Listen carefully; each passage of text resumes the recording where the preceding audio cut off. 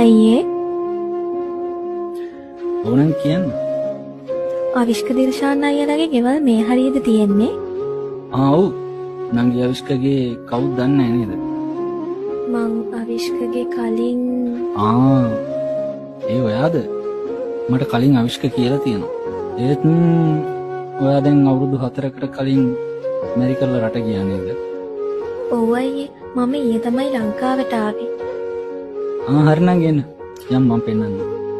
නංගි දන්නේ නැහනේ අවිෂ්කගේ පිස්සු වැඩ. ඔයා දැක්කොත් එහෙම hina යයි. එන්නකෝ යන්න පෙන්නන්න. මේ තියෙන අවිෂ්කලයා ගෙදර. මේ තියෙන අවිෂ්කගේ කාමරේ. පේනවනේ? විත්ති ගන්න දෙයක් නෑ. හැමතැනම ඔයාගේ නම ලියලා. පිස්සු යකෙක්. එතකොට අවිෂ්ක අවිෂ්ක අයියෝ අමතක වුණානේ. අවිෂ්ක ගෙදර නෑ. එන්නකෝ යන්න. ඔයාට පේනව නේද? අර අතන තියෙන පොඩි පුවක් ගහ. අන්න එතන තමයි අවිෂ්ක ඉන්නේ. ඒත් එතන සෝනක් නේ තියෙන්නේ. ඔව්. එතන තමයි අවිෂ්ක ඉන්නේ.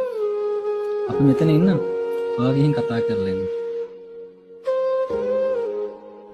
ඔයාගේ ප්‍රශ්න වලට උත්තර දුන්නේ නැත්නම් ඔළුවට දරා ගන්න බැරි වේදනාවට කෑ ගහපු විදිය ඔයාට දෝංකාරයක් වගේ. තරහ වෙන්න බෑ ඔබේ උයසනේ තව දැනෙනවා